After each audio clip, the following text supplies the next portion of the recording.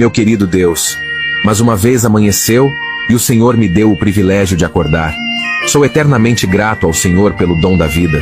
Não tenho palavras para agradecer por tudo que tem feito na minha vida. Sou grato pelo ar que respiro, pelo teto que me cobre e pela comida que o Senhor põe em minha mesa.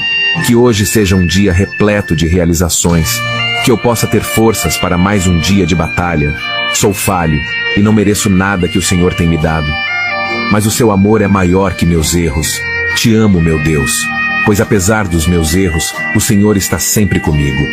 Que nesse dia que se inicia, eu possa ser agraciado com suas ricas bênçãos e com seu amor. Permita-me viver ao seu lado e me guia no seu caminho. Me livre de todo mal e me abençoe. Faça o mesmo por aqueles que eu amo. E que nesse dia eu possa levar alegria por onde eu passar. Tire do meu caminho toda a negatividade e o ódio. Amém.